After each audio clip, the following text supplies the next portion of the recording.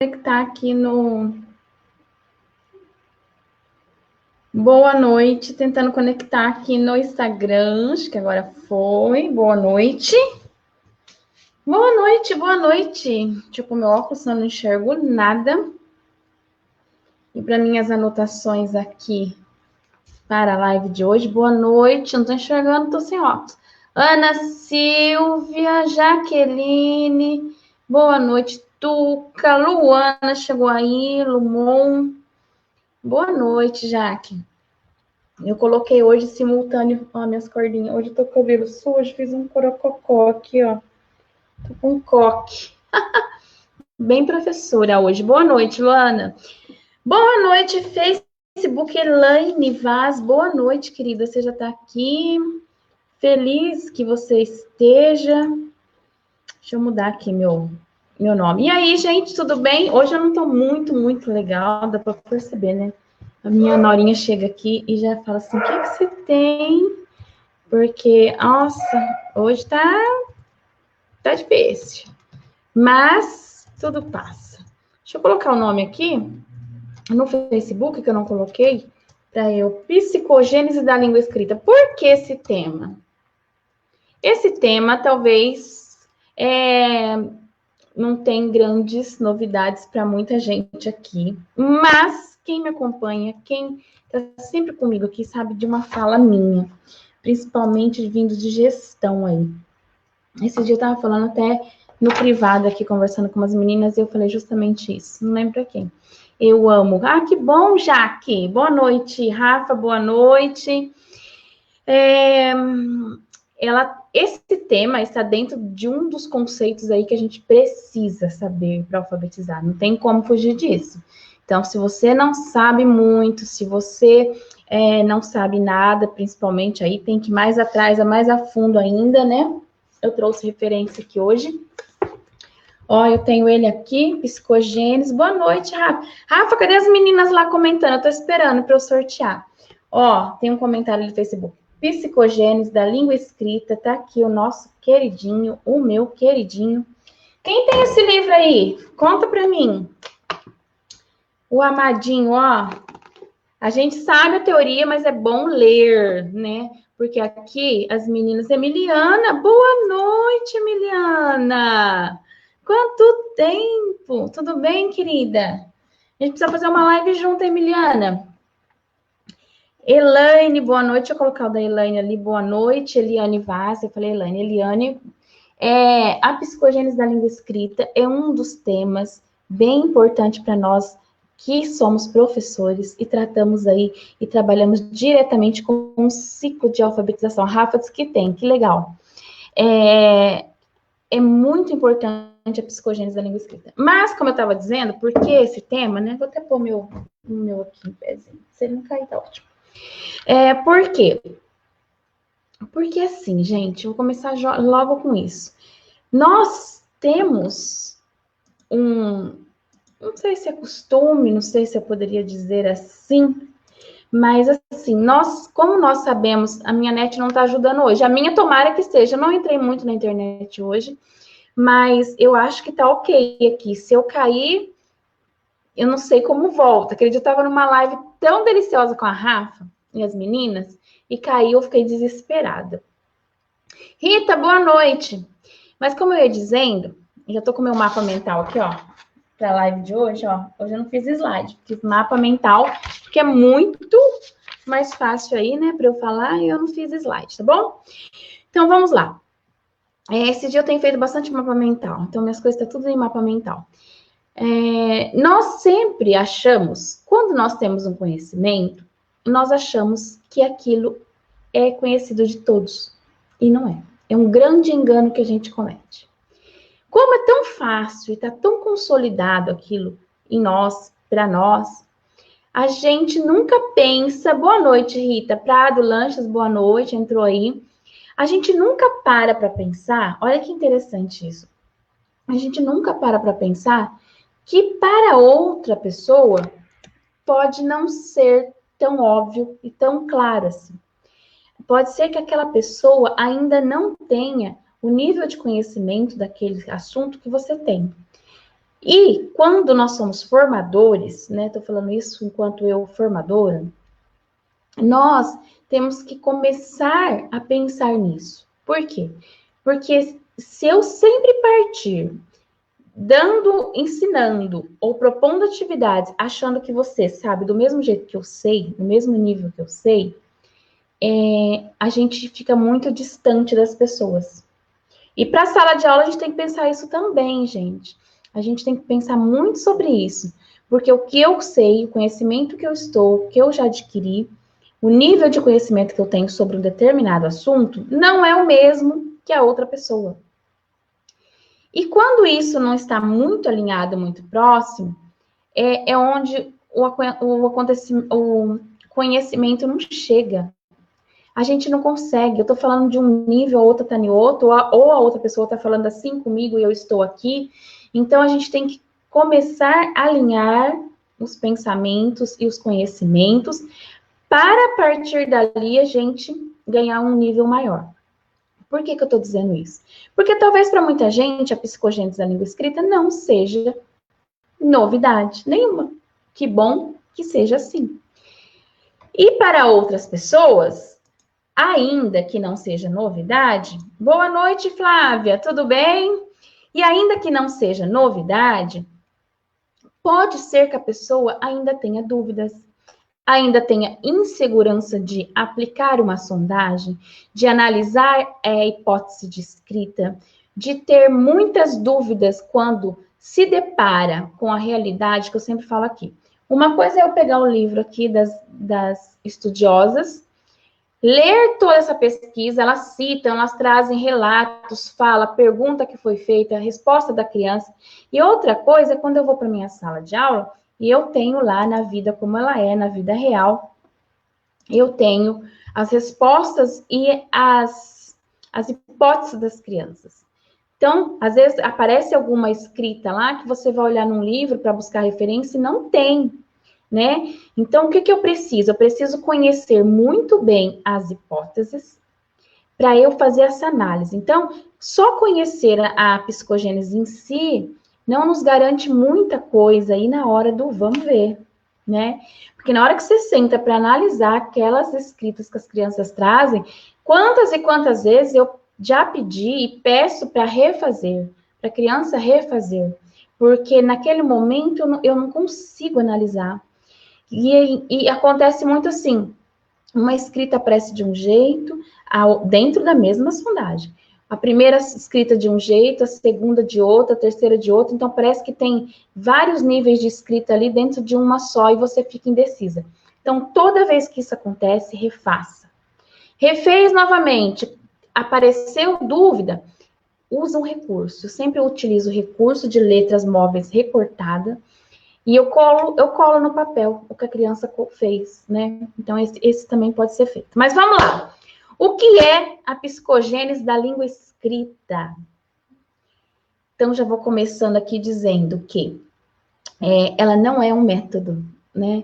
A própria Emília tem uma citação, uma entrevista, e a preocupação que ela teve quando chegou-se isso no Brasil, lá por volta de 1980, 1984, foi a primeira edição aqui do Brasil, tá? Na nossa edição desse livro para nós do Brasil, em 84. E uma grande preocupação dela era isso, porque foi visto, foi erroneamente entendido, teve grandes erros de interpretação à psicogênese, e um deles foi que era método.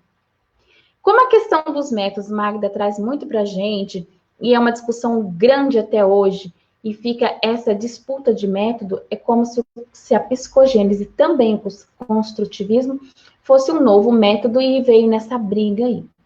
Então, houve muitas interpretações errôneas sobre a psicogênese, e depois, graças a Deus, nós fomos tirando isso e foi se alinhando corretamente com o que era a pesquisa da Emília Ferreiro com Ana Teberoski. Outra coisa que eu queria falar, essa pesquisa foi feita com base nos conhecimentos, nos desenvolvimentos de Piaget, então elas se basearam nisso para fazer esse desenvolvimento, e elas mesmas relatam que elas pensaram em fazer isso por quê? A Emília. Emília é uma argentina psicóloga e Ana é uma pedagoga espanhola. Eu ia falar mexicana, mas não, o que aconteceu no México. E em 1974, quando eu nasci, não esqueço essa data, lá na Universidade de Buenos Aires, começaram-se umas pesquisas. E entre essas pesquisas, houve a pesquisa da psicogênese, que foi tão difundida depois na sua conclusão, e foi dentro dessas várias pesquisas sobre educação, sobre estudo, que aconteceu na Universidade de Buenos Aires. As duas alinharam isso em busca do quê? O que elas relatam que elas estavam buscando nessa pesquisa, com base em quê? Então, foi uma pesquisa durante 2 anos, lá na cidade do México, elas fizeram, e elas queriam buscar resposta para o fracasso escolar que tinha nesses países, México e Argentina. Então, o fracasso escolar estava tão grande, os índices tão elevados, e sempre questionando isso, que a pesquisa delas foram voltadas para isso. Eu trouxe bastante coisa para a gente conversar, vou controlar meu tempo aqui. E o que elas concluíram com isso? Mas a pesquisa foi assim, ó. O livro traz bem isso. Quem tem o livro vê aqui dentro que é o relato mesmo, a pesquisa está toda aqui. Tudo que foi feito com as crianças foi relatado aqui. Essa é a pesquisa em si, né? E depois a gente tem os níveis de escrita que foi desenvolvido.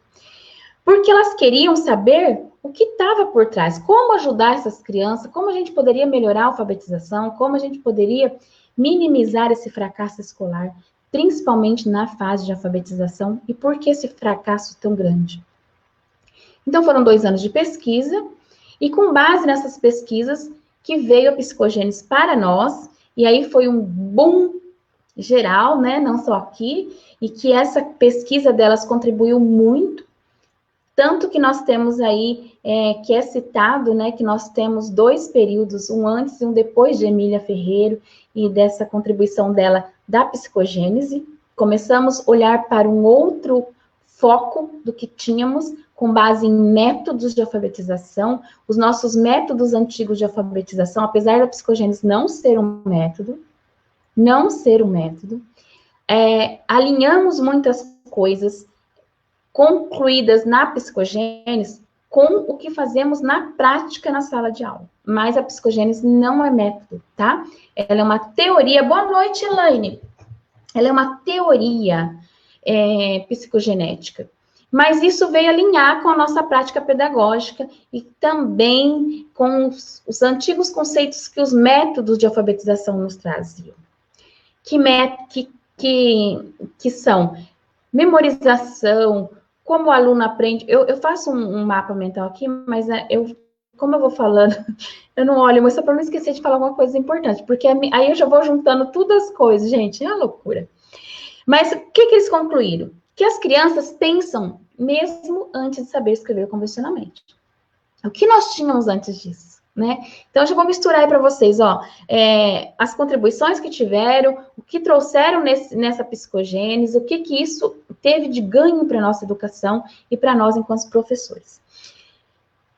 Concluíram que na pesquisa concluíram que as crianças têm hipóteses, têm compreensões, têm saberes antes mesmo de entrar na escola e antes mesmo de escrever convencionalmente, o que antes não era aceito.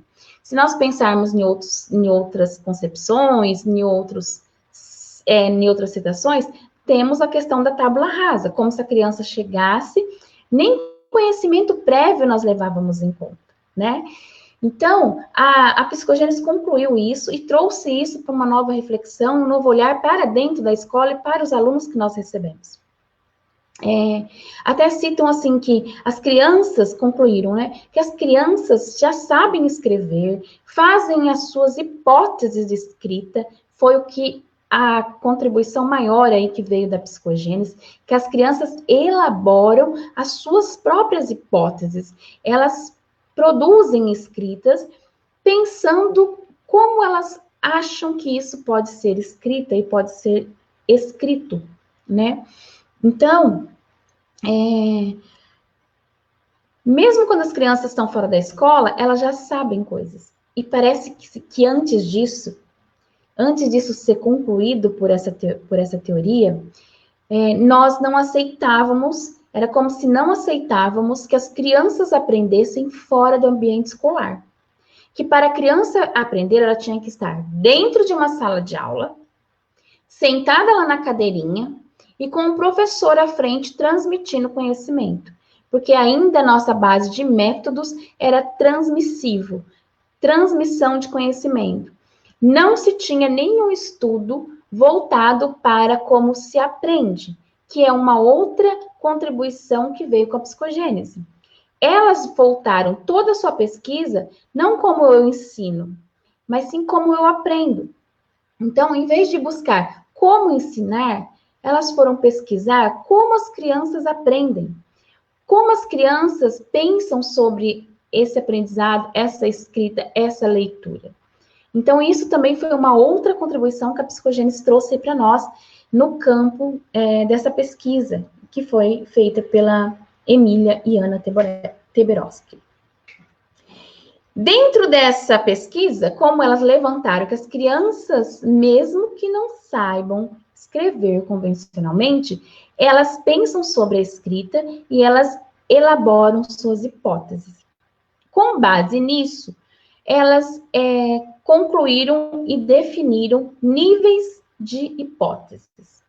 As crianças passam por alguns níveis até chegar à escrita que nós chamamos de convencional ou a escrita alfabética, que é já a compreensão aí do sistema escrito. Porque nós sabemos que a escrita não é um processo natural, a escrita é uma convenção cultural. Cada cultura, cada país tem a sua linguagem, sua língua e a sua escrita, e isso deve ser ensinado. Se não for ensinado, nós não iremos aprendê-la. Tanto que nós temos aí adultos que não são alfabetizados, que não sabem escrever. E dentro disso, as crianças levantam suas hipóteses de como pode ser. Outra contribuição nesse campo. O que nós entendemos hoje, a partir da psicogênese, como hipótese, anteriormente da Emília Ferreira e da Ana, com essa contribuição maravilhosa, nós entendíamos como erro. Então, toda hipótese que hoje nós entendemos como hipótese, antes era erro. Por isso que muitas famílias, quando veem que nós não corrigimos escritas em hipótese que nós conhecemos, eles entendem como erro. Porque eu também fui alfabetizada no tradicional, eu também fui alfabetizada fora desse conceito de construtivismo e essa nova aprendizagem que trouxe essa pesquisa para nós da psicogênese. Então, todas as nossas hipóteses, quem é da minha idade que está aqui nessa live hoje, vocês também, todas as hipóteses que vocês levantavam, que nós levantávamos, era eu. Vou fazer até um parênteses, nós nem levantávamos hipóteses, porque eu não me recordo de ninguém pedindo para eu escrever nada. Era muita cópia, lembra disso? Muita cópia. Mas mesmo nas cópias, nós errávamos, porque a gente copiava errado. E aquilo sempre foi erro.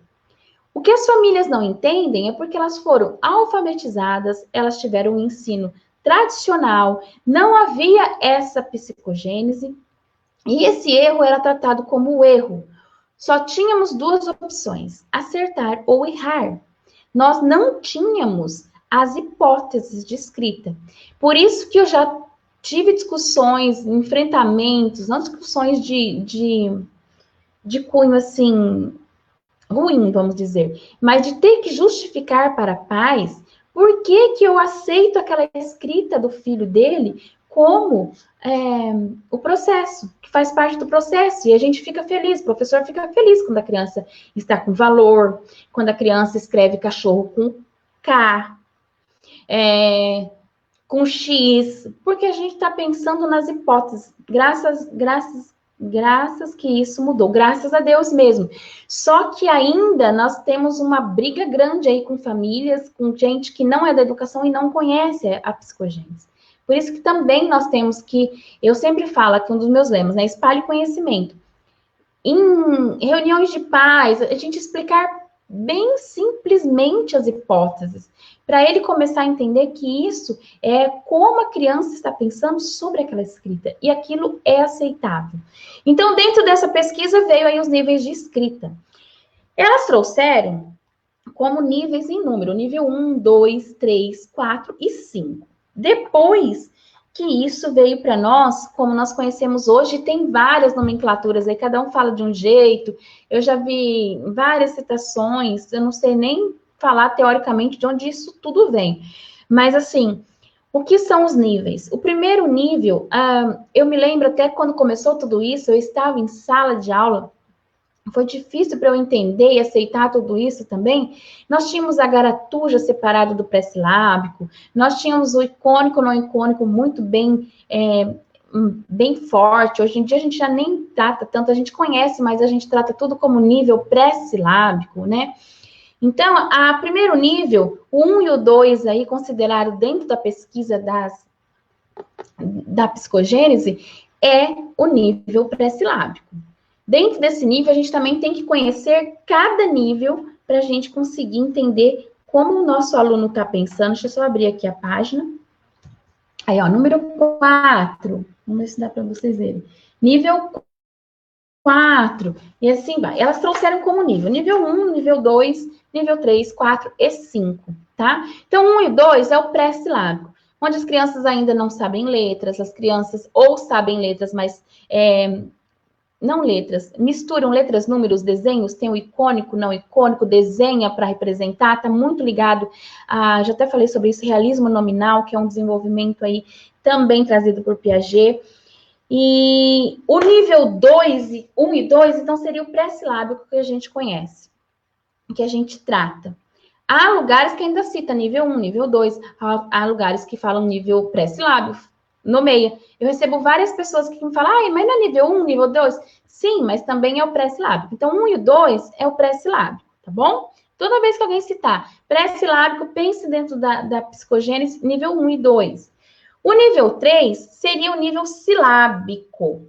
Mas esse nível silábico, a gente ainda subdivide. Como assim, Edilene? Há lugares, elas trazem como quantitativo, qualitativo, né? Pode ser silábico, qualitativo e quantitativo. Pode ser com valor, sem valor. Nós aqui, aqui no estado de São Paulo, aqui onde eu já trabalhei, trabalho, a gente usa muito a nomenclatura silábico com valor, silábico sem valor. Quantitativo, qualitativo. Quantitativo é o sem valor. Ela está pensando ainda na quantidade de palavras, de letras, ela não faz a relação ainda, ou começa a fazer a relação, mas não põe pauta sonora, não tem relação sonora. Qualitativa já tem qualidade, já tem valor sonoro, então também seria a mesma coisa, valor sonoro com qualitativa. Quantitativa sem valor sonoro. Então, esses são os níveis silábicos que a criança está representando na sua escrita, quando ela escreve, ela ainda não sabe a unidade, não sabe ainda sílabas. Então, ela representa uma letrinha para cada sílaba, seja com valor correspondente, seja sem valor correspondente. A quarta fase é o silábico alfabético. O que seria isso? Ela já começa a pensar e compreender e perceber que há formações silábicas, que uma letrinha não basta para eu escrever ba, por exemplo, só a letra A. Que uma letrinha não basta para eu escrever to, por exemplo. Ela já começa a fazer, mas ela ainda não consegue colocar ou a sílaba corretamente, há trocas, há falhas, ou ela coloca ora sim, ora não, há umas falhas e essa mistura ainda de sílabas e letras para a sua escrita. O nível 5 da psicogênese, o que eles trazem para a gente? Que é o nível alfabético. O nível alfabético, sim, a criança nessa fase, segundo as estudiosas aqui de referência hoje, elas compreenderam que e concluíram que nesse nível a criança já compreende, começa a compreender o nosso sistema de escrita alfabética. Porém, ela ainda contém falhas na sua escrita. Por isso que ainda é uma hipótese. Porque a gente ainda tem que corrigir e dar conta de algumas outras coisas. Estou procurando aqui, ó, nível 5 da psicogênese, ó. Nível 5, a escrita alfabética constitui o final dessa evolução. Ao chegar nesse nível, a criança já franqueou a barreira do código. E aí eu vou citar para vocês Moraes, que também traz essa questão do código. Que nós não temos um código, e sim um sistema notacional. Que não é só eu decorar as letras do alfabeto e trocá-las como se fosse uma troca de alguma coisa. Eu me lembro muito bem, sempre quando ele fala isso, Paula Costa, eu lembro só da cópia. Eu também, Paula, eu fazia muita cópia e tinha que fazer... E caligrafia, eu lembro muito de caligrafia também. Eu vou falar da caligrafia aqui já, sobre a questão da psicogênese. E, ó, vocês observaram o que eu li aqui, quando a Emília coloca que é o nível 5 alfabético, ela é o final desta evolução. Ela cita bem assim, ó, o final desta evolução. Então, elas observaram na pesquisa que a criança passa por etapas. Dentro dessas etapas de hipótese, até ela chegar numa escrita, ela passa por 5 etapas. Essa é a última. E olha o grande erro. Quando tudo isso chegou para nós, além de ter achado que era método, houve um outro engano. Achar que quando a criança atingisse o nível 5, que era a escrita alfabética, estava tudo ok. Então, até hoje, eu vivo falando, quem me acompanha aqui em live, quem me acompanha aí no Instagram, Facebook, YouTube, sabe que eu repito toda hora. Dilane, se eu só falar isso, falo porque eu escuto, gente, eu escuto isso de gestão. Estar em nível de hipótese alfabética não é alfabetizado. Eu pus até bem grande no meu mapa, ó, no meu mapa mental, porque eu tenho que falar isso. Isso foi um outro grande erro. Eu me lembro muito bem que eu estava na pré-escola, fui para o primeiro ano do ano aí, fundamental de 9 anos, assim que teve essa mudança, né? E eu fui para o primeiro ano e também passei por essa fase de achar que a criança estava em nível alfabético, ela estava alfabetizada. Eu passei por isso. Porque isso foi um erro muito grande que cometemos aí na interpretação desse estudo.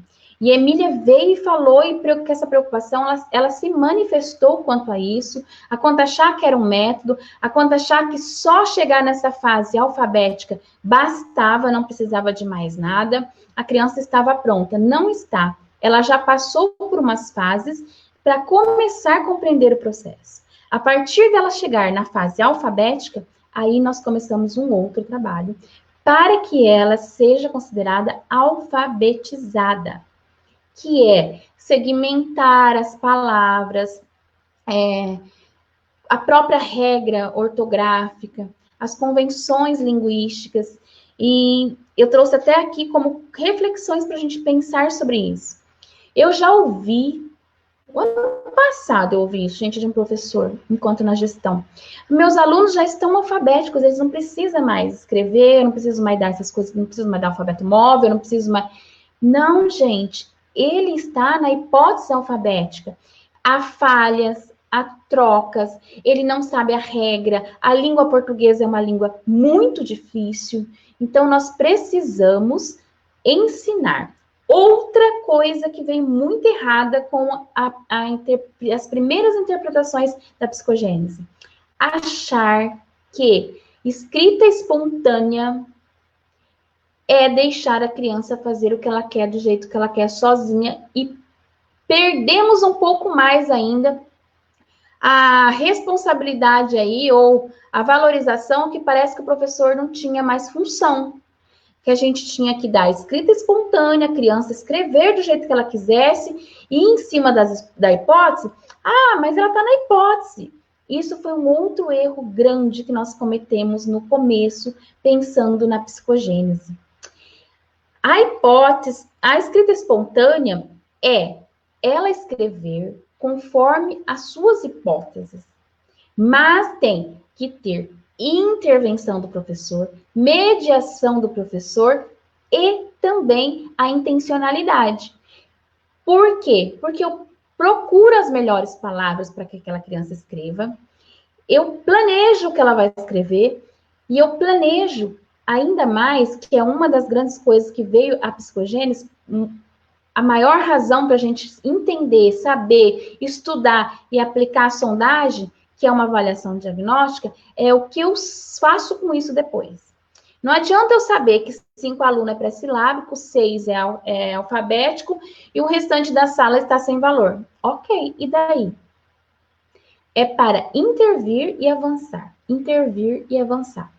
Se eu faço essa avaliação, se eu faço esse diagnóstico, eu identifico as fases que meus alunos estão, eu mapeio a minha turma, mas eu não sei o que fazer com isso depois, ou eu acho que isso não é para fazer nada, é só para eu falar, quando alguém perguntar, eu falo quantos tem, é errôneo. Nós fazemos avaliação, sondagem, diagnóstico em cima da psicogênese exatamente para sabermos o que fazermos a seguir. O que o meu aluno precisa. Dependendo do nível de escrita que ele está, é o próximo passo que eu vou planejar aí para ele avançar. Porque eu tenho que avançar com essa criança para ele chegar no nível 5, para daí em frente eu conseguir ir avançando dentro da alfabetização, ensinando outras coisas fundamentais para que ele se torne um indivíduo alfabetizado, letrado, lendo, compreendendo, com significado. Porque não é só decodificar o símbolo. Ler é compreender. Não basta a gente somente decodificar, pensar aí, vamos pensar só numa rota fonológica, que eu vou só decifrando o código, né? Não, é muito além disso. Por isso que temos também, muitas crianças aí, temos avaliações externas nos dão esses índices, de que nas avaliações externas, são avaliados o mínimo que se espera, e nós não atingimos isso, porque ainda estamos abaixo do mínimo que a gente precisaria estar. Se aquilo é avaliado, se ali é avaliado o mínimo, e as crianças não estão correspondendo, há falhas no ensino, sim. Há falhas, sim. Então, nós temos que pensar nisso. A psicogênese foi investigar como o aluno aprende. Mas, com base no que ele sabe, como ele está, é que entra como eu ensino e o que eu ensino para aquele aluno naquele momento. Eu tenho até um curso que é parte de um curso maior meu, que está rodando aí, está até anúncio, que é dos métodos de alfabetização. Outra coisa que a gente tem que saber, Magda traz bem isso, que nós precisamos de método para ensinar, não dá para ficar sem método. Mas, qual é o melhor método dependendo de onde o seu aluno está? Você sabe usar a fase de escrita com o método adequado? É disso que eu falo, já fiz live aqui sobre isso também, bem resumidamente, mas dependendo do nível que o meu aluno está, é um método que eu posso alinhar ali com ele, o que é ideal para ele. Outras contribuições que a psicogênese trouxe para nós. Que a criança aprende antes da escola, a hipótese é como a criança pensa sobre a escrita e como ela escreve. O erro que eu acabei de dizer para vocês, que antes o erro era visto como erro mesmo, uma coisa ruim. Nós tínhamos 2 opções, acertar ou errar. O erro não é mais visto como erro ruim, mas sim como uma hipótese do como ela está pensando que se escreve e que se lê. E parou-se também de pensar um pouco em que precisamos ter testes de prontidão e que a criança tem que estar pronta para ser alfabetizada. Então, se o processo de alfabetização ocorre antes mesmo da criança estar na escola, e por toda uma vida, como diz Magda Soares, que não é só no âmbito escolar, a gente está sempre aprendendo, isso quebrou também aí alguns procedimentos que tínhamos de prontidão, de aptidão, de testes de QI, lembra disso? É um pouco mais anterior, é bem anterior a isso, mas nós tínhamos, as crianças tinham que ser testadas, tinham que estar aptas, tinham que ter testes, a própria escrita, né? Que eu falei que eu ia falar da caligrafia. Arthur Gomes de Moraes fala bastante sobre isso, né? Alguém me perguntou hoje, quem que foi? Me perguntou no direct se eu tinha falado sobre escrita. Foi ele. Patrícia. Eu já falei sobre escrita aqui, sobre manuscrita. Deu-se a entender também, a partir desses erros da psicogênese, que a gente não precisa mais ensinar letra cursiva. A letra cursiva é importante, sim, mas não para alfabetização. Só isso. A letra bastão maiúscula, ela é limpa, como eu já disse em outros, já trouxe referências, está lá no YouTube, é só você procurar lá, a live está lá, salva. Ela não é emendada, como diz Magda, né? Ela não é emendada, é mais fácil da criança visualizar, é mais fácil da criança traçar, não precisa tanto esforço motor, mas a escrita manuscrita é importante, sim. Ela é muito boa até para o desenvolvimento motor, mas quando a criança já sabe o sistema de escrita alfabética. Então, aí sim, ela só vai transcrever, trocar de uma fonte para outra fonte, ela não precisa pensar em quais letras, em quantas letras, a melhor letra, porque ela já tem muito desafio, então, por isso devemos ensinar e alfabetizar aí nos anos iniciais com letra bastão maiúscula, mas apresentar as demais letras. Porque a criança está num mundo letrado e ela vê outros tipos de letra, mas não cobrar. A alfabetização, sim, na letra bastão. A letra bastão é mais fácil. Sim, a professora Estrela está falando aqui para mim. Isso mesmo. Obrigada, amo suas lives, aprendo muito. Até me perguntaram quando. Eles trazem a partir do 3º ano, mas no 2º ano, como as crianças já tem crianças aí que já estão alfabetizadas no 2º ano, dependendo dessa criança. Nós temos criança no 1º ano que entra em fase alfabética, por exemplo. Desde fevereiro ela está comigo, ela está na fase alfabética. Então depende muito aí, mas a criança precisa já compreender o sistema de escrita alfabético, para ela não ter que pensar em muitas coisas. Eu falo sempre que a letra cursiva é só, gente, é treino e transcrição. Você olha e você transcreve e treinar. É basicamente isso, pensa nisso. Então, não tenho que ensinar muito. Se a criança já está alfabetizada, se a criança já domina tudo isso, ela só tem que passar, é muito mais fácil do que ela ter que... Gente, eu já tive crianças que os pais ensinam, no EJA também tinha, que eu tive que conversar, sempre falo isso.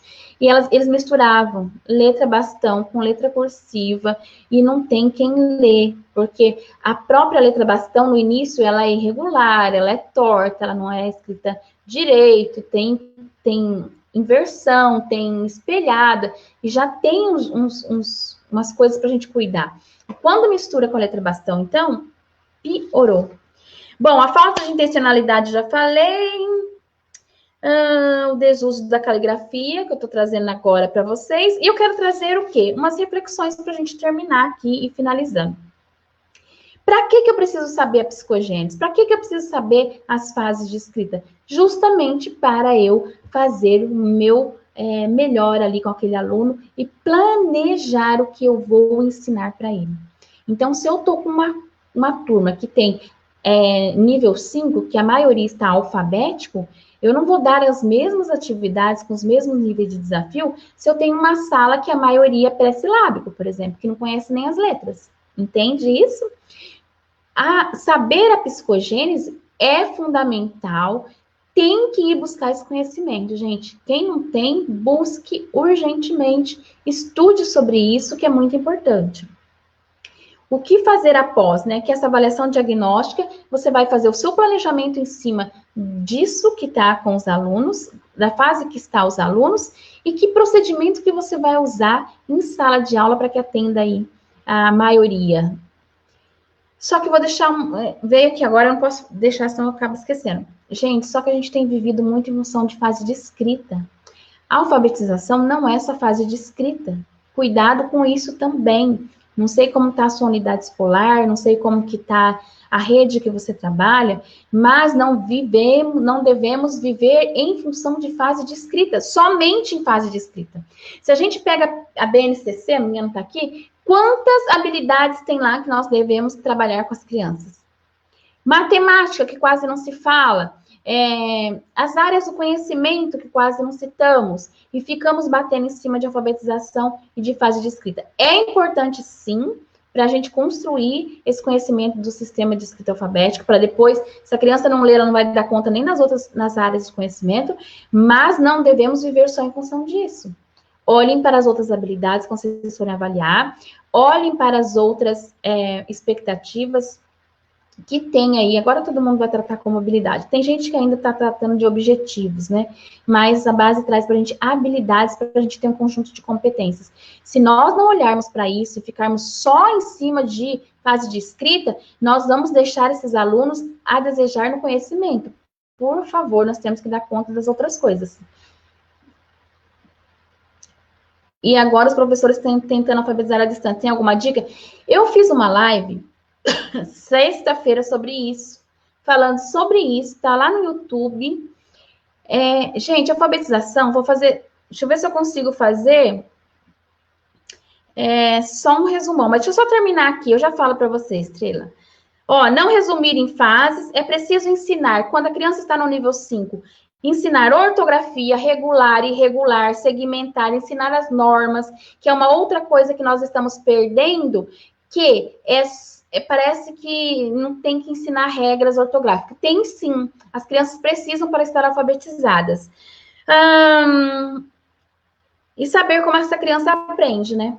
Então, vamos para a concepção, como que a criança aprende. Sim, tá lá no YouTube, mas eu vou falar bem resumidamente aqui para a gente terminar sobre isso. Eu ia ler do Arthur Gomes sobre o sistema notacional, mas olha só, depende muito do que a gente entende de concepção de alfabetização. A alfabetização, ela não se dá em um único ano. Se a gente pensar que ela não se dá em um único ano, que temos o papel da família e da escola, nós temos que pensar no que a Magda traz para a gente das facetas. São 3 facetas: linguística, interativa e sociocultural. Nós, da escola, nós temos que cuidar da faceta linguística. O que a gente está enviando para a família, é muito importante que a gente pense como a família vai conseguir fazer isso, mas nas 2 facetas, e não na linguística. A família não tem condições de alfabetizar em casa. Eles não estão preparados para isso. Nós temos professores que não dão conta das fases de escrita que eu estou trazendo aqui hoje. Então, a minha dica para alfabetização em casa a gente vai tentar dar atividades. Gestão também tem que começar a pensar nisso. Atividades que as famílias possam fazer para desenvolver outras habilidades e não a linguística especificamente. Como? Como eu já orientei até meus pais. Eu sempre estou falando isso, eu fico repetitiva, mas é assim, ó. Uma mãe falou para mim, eu posso dar letra pontilhada? Eu falei, não, eu não dou isso na sala. O filho dela está na fase silábica, alfabética. Para que a mãe vai perder tempo? Eu vou ficar mandando para casa. Nós vamos voltar ao ensino tradicional se a gente pensar a alfabetização assim. E nós temos que cuidar da nossa formação e pensarmos como nós vamos dar conta depois, quando a gente voltar para a sala de aula, e pensar nesse período de alfabetização, que não é num único ano. Você não tem que alfabetizar no primeiro ano, no segundo ano, especificamente. A alfabetização é um processo. Então, ensinar a família e orientar a família para que ela faça leitura, leia muito com o filho, mostre diferentes gêneros literários, faça esse trabalho de consciência fonológica oralmente. Sempre tenho dito aqui, contar pedaços da palavra, brincar de rimar com a criança em casa, será muito mais eficaz para quando essa criança voltar para dentro da sala de aula comigo, do que eu ficar mandando atividades que o pai não vai fazer do jeito que deveria fazer, porque ele não tem condições, e não é papel da família, é papel nosso quanto professor. Vamos valorizar o que a gente estudou também, porque a gente estudou para isso. E por exemplo, eu peguei uma criança de 9, 10 anos para atender, ela não tem consciência fonológica. Eu fui fazer rima, ela não sabe. Então, a família, se ela puder trabalhar isso e cuidar desse... a parte do letramento, basicamente, do que dar atividades específicas de alfabetização, não vão dar. Eles não têm condições para dar, nem que eles queiram. Eles não têm formação para isso. Então, a minha opinião é, temos que cuidar disso e não se cobrar tanto. Eu estou vendo o professor aí se descabelando, pensando nessa alfabetização em casa, e isso não vai ser tão possível assim. Lógico que vai vir uma coisa bacana. E esse papel que a família está fazendo é o que já deveria estar acontecendo há muito tempo. As famílias estão fazendo agora o que deveria ser feito há muito tempo. Se as famílias tivessem o hábito de sentar, abrir a mochila, pegar caderno, ver o que tinha de atividade, eles não estavam sentindo tanto como estão sentindo agora. Só que a nossa cultura não faz isso. Os pais nem abrem mochila para ver se tem dever de casa, se tem bilhete. Esperamos que isso continue depois da pandemia, porque aí sim teríamos essa parceria família-escola. Porque a gente faz lá e a família ajuda em casa nessa parte, principalmente oral, de letramento. Agora, não vamos desesperar, por favor, professores, e achar que você tem que... você vai ser responsável, por exemplo, eu estou tendo que avaliar agora aluno que está sendo ensinado em casa com pai e mãe. Como que eu, professora, vou dar uma nota para isso se está fazendo lá e eu não sei como foi feito? Porque quando está com a gente, conosco, na sala de aula, a responsabilidade é nossa, e o que eu dou ali, o que eu avalio ali, é responsabilidade minha, eu assino por aquilo. A distância não tem como isso, né? Então, pense nessa alfabetização, essa é a minha opinião, tá? Pense nessa alfabetização nas facetas da Magda.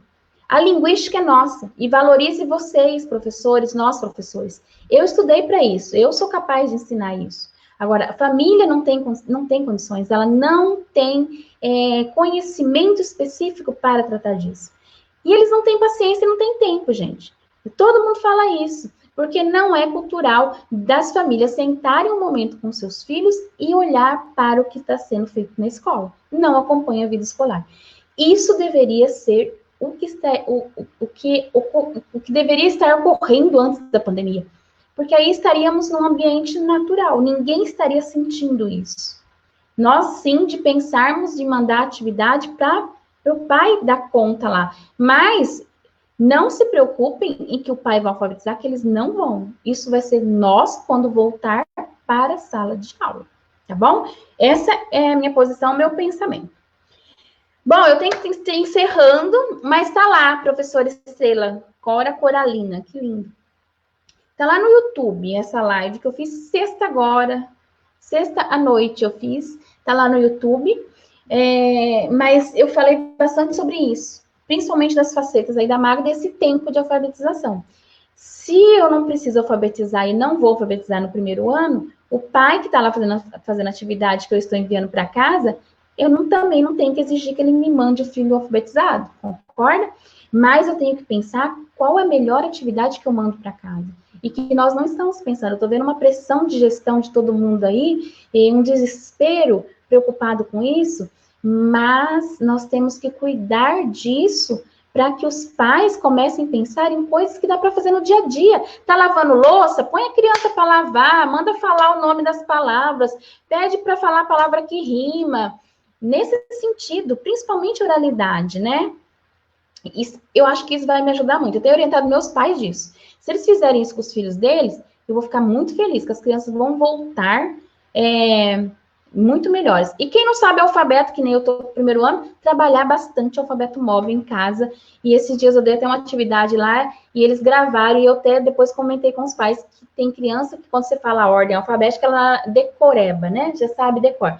Quando eu peço salteado, eu até falei com os pais, vocês viram na prática, que eles me mandaram um vídeo, que os seus filhos sabem o alfabeto se falar na ordem. Mas quando você pede, tem umas crianças que enroscam que não sabem. Eu tinha bastante pré-silábico na sala. Não sabem as letras ainda. Então, isso é bom e importante o pai trabalhar em casa. Isso ele dá conta de trabalhar. Fazer esse movimento de sempre trabalhar o alfabeto, falar as letras, né? Então, isso sim é bacana, mas de pensar, de avançar de hipótese, nós não vamos dar conta disso com os pais em casa, penso eu. Obrigada, eu vou olhar e indicar para as professoras. Que bacana, fico feliz. Vão lá no YouTube, gente, meu canal é pequenininho, comecei faz pouco tempo, Mas eu tenho subido umas coisas lá. Espero que vocês gostem. Gente, é isso por hoje. Vamos aí, não aproveitei hoje, a internet só caindo. Ah, mas vai ficar salvo. Tá lá no Facebook, eu subo pro YouTube e amanhã eu já subo pro YouTube essa live, tá bom? Sempre subo. Terça-feira eu venho com uma live. Eu tô pensando em fazer um planejamento de aula e eu venho terça-feira aqui com vocês, que eu postei uns planejamento aí, o pessoal gostou, veio bastante, vai ficar gravado. Vai ficar gravado sim, eu gravo tudo, tá? Para vocês. Terça-feira, às 8 horas, eu venho com um planejamento. Eu não sei que ano que eu vou fazer. Tem gente me pedindo segundo, terceiro ano. Vou pegar minha BNCC, que vocês já conhecem aqui. Ela não tá aqui, ela tá ali, ó, junto com meus livros. E a gente vai fazer um planejamento aqui. Vou dar uma sugestão de planejamento, tá bom? Beijos, eu espero ter contribuído, nem que for um pouquinho. Vamos espalhar conhecimentos. E eu agradeço de coração vocês estarem aqui comigo. Eu fiquei até melhor, acho que eu precisava de vocês. Oba! Tá jóia. Luana ganhou um livro. Leia, Luana! E muito obrigada porque você está aqui, tá bom? Boa noite, fiquem com Deus. Amei, faz o segundo ano. Tá, tem bastante gente pedindo o segundo ano. Ô, Daiane, tô pensando em fazer segundo e terceiro. Vou ver, tá bom? Contribuiu bastante, que bom. Obrigada, gente. Eu sei que é um assunto que todo mundo já, bastante gente domina, mas eu recebo bastante questionamento sobre fases de escrita e até algumas professoras que estão começando, que não tem experiência, gente que tem experiência de sala, né? É muito bom, porque a gente pode ajudar quem está começando. Fiquem com Deus. Eu vou fechar antes que eu caia aqui e me derrube, que agora está indo direto para o IGTV, nem fica salvo mais aqui, né? E terça-feira, então, tem algum comentário? Terça-feira vem com planejamento, faça para educação infantil. Ó, no meu Instagram tem, viu, Paula? Do educação infantil já também. Bastante gente me pedindo educação infantil. Eu comecei a fazer umas coisas de educação infantil.